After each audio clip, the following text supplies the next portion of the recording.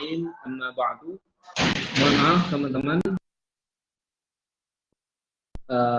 uzur syar'i sehingga kajian ini terpaksa telat sebentar. Insya Allah nanti kita break sebentar untuk mendengarkan azan, kemudian kita lanjutkan sebentar.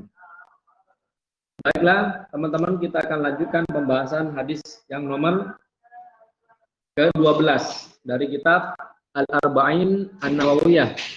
Hadisnya berbunyi, An Abi Hurairah radhiyallahu anhu qala Rasulullah sallallahu alaihi wasallam, min husni islamil mar'i tarkuhu ma la ya'ni.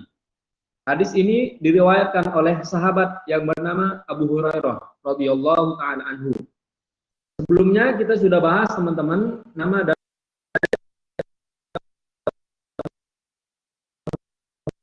Abu Hurairah adalah Abdurrahman bin Sakhar.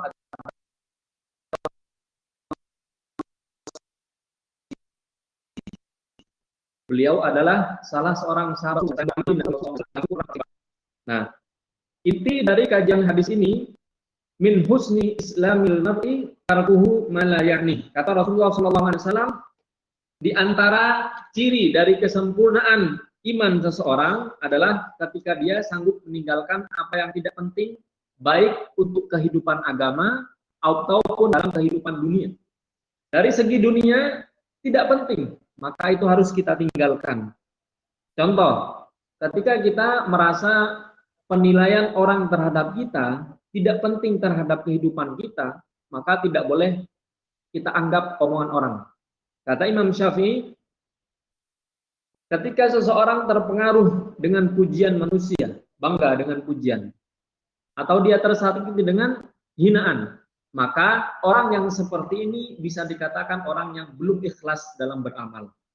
Karena kalau sudah ikhlas teman-teman, dipuji dia tidak tinggi, dihina dia tidak rendah. Karena yang diharapkan dalam amal ibadah hanyalah Allah Subhanahu wa Ta'ala. Adapun semua bentuk pujian yang timbul dari perbuatan yang dia lakukan, ataupun ada hinaan dari manusia yang timbul karena perbuatan yang sedang dia lakukan, sama sekali tidak boleh mempengaruhi kualitas ibadah kita. Maka kalau kita ingin ibadah, yang harus kita lakukan pertama memperbaiki niat. Yang penting kita lakukan, yang tidak penting penilaian orang lain terhadap kita tidak penting untuk kita. Itu harus kita tinggalkan. Tapi tidak semudah itu teman-teman. Karena ternyata penilaian orang lain terhadap kita masih berpengaruh terhadap kualitas ibadah kita. Contoh, kita mau hijrah, ingin meninggalkan pekerjaan yang haram. Kita mau mengambil sesuatu yang halal saja. Yang tidak berkah kita tinggalkan. Maksiat kita tinggalkan. Apa yang terjadi? Tidak semua lingkungan kita, saudara kita, teman-teman kita, bahkan bisa jadi orang tua kita, bisa mendukung proses hijrah kita. Bahkan banyak dari mereka menentang kegiatan kita. Ngapain sih hijrah? Toh hijrah nggak dapat uang. Ngapain sih kamu lakukan sholat berjamaah 5 waktu di masjid? Kamu harus sholat tahajud, kamu harus sholat duha dan sebagainya.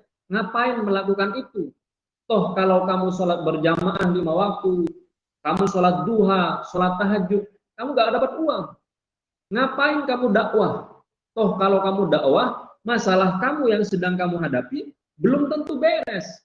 Nah, inilah yang disebut dengan hambatan-hambatan ketika seseorang ingin hijrah. Maka kata Rasulullah, kalau kita ingin melakukan sebuah kebaikan, maka semua yang tidak penting harus kita tinggalkan. Apapun itu. Kata Hasan Al-Basri, alimtu anna rizqi la ya'khudhuhu ghairi fatma'anna qalbi. Saya yakin, kata Hasan Al-Basri, bahwa rizki yang sudah ditakdirkan untukku tidak mungkin bisa diambil orang lain. Makanya saya tenang. Teman-teman yang sudah berhijrah meninggalkan pekerjaan yang haram, maka tenanglah. Karena semua yang ditakdirkan oleh Allah untuk kita tidak mungkin bisa tertukar dengan rezeki orang lain. Semua cobaan yang menimpa kita, semua ujian yang diberikan oleh Allah kepada kita, tidak mungkin salah alamat. Dalam Al-Quran, Allah sudah menjelaskan, La yukallifullahu nafsan illa wus'aha. Sesungguhnya Allah tidak akan pernah memberikan suatu cobaan kecuali cobaan itu pantas untuk kita. Orang yang imannya besar, kuat imannya, kokoh pendiriannya terhadap Islam, maka pasti cobaan yang akan diberikan oleh Allah tidak kecil. Teman-teman yang sekarang menghadapi cobaan yang besar, kekurangan keluarga, dijauhi oleh saudara, kekurangan finansial, memiliki masalah ekonomi dan sebagainya, percayalah, semua cobaan itu kadarnya sudah pas dengan kualitas iman dan takwa kita masing-masing. Orang yang imannya kecil, teman-teman, insya Allah cobaannya juga kecil. Semakin besar iman kita kepada Allah, maka semakin besar cobaan yang akan Allah berikan kepada kita. Kenapa cobaan semakin besar? Dengan besarnya iman kita kepada Allah, karena Allah cinta kepada kita. Dalam hadis yang sahih, Rasulullah Shallallahu Alaihi Wasallam bersabda, Innallaha idza ahabba qauman ibtalahum.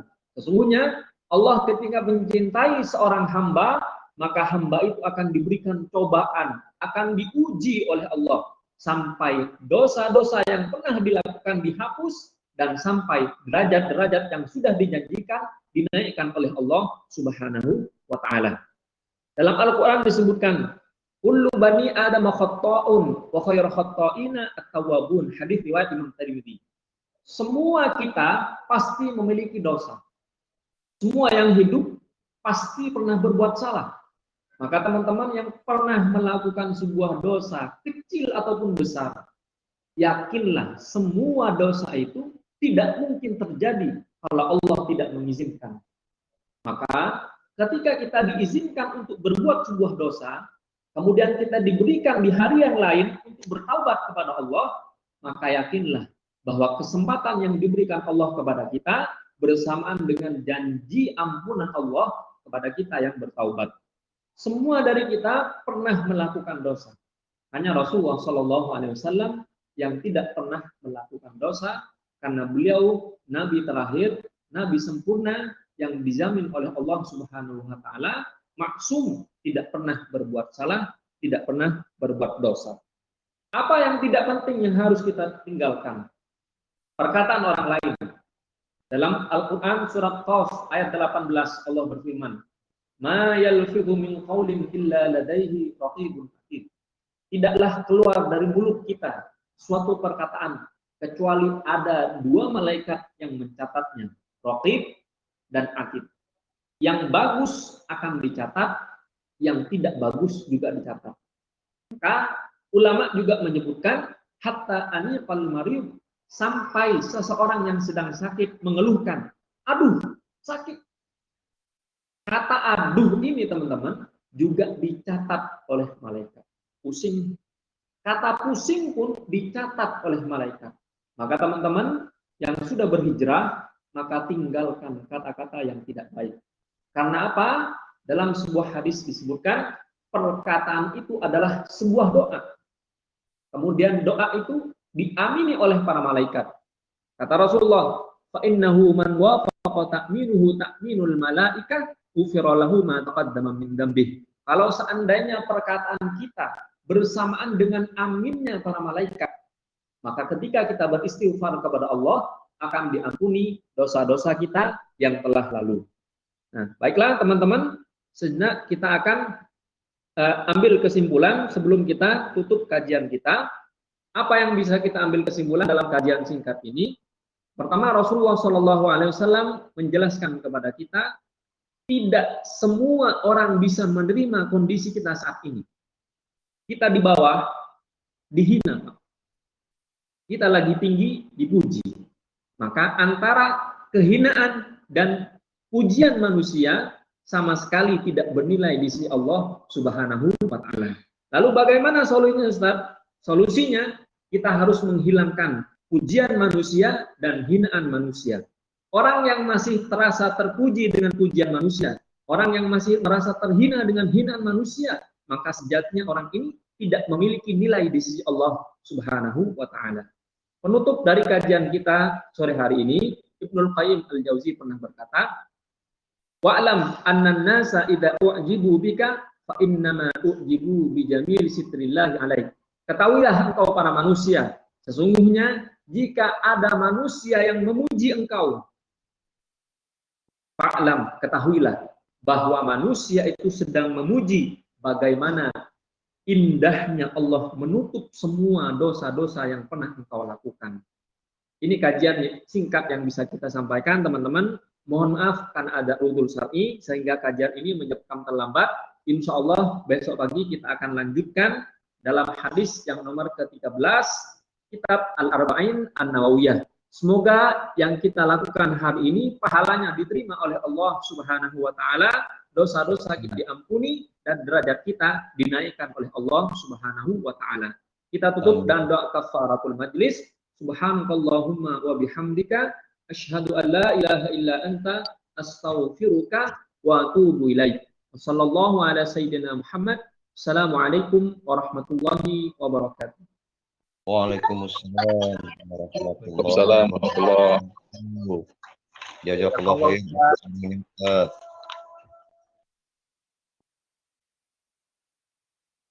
Alhamdulillah. Assalamualaikum.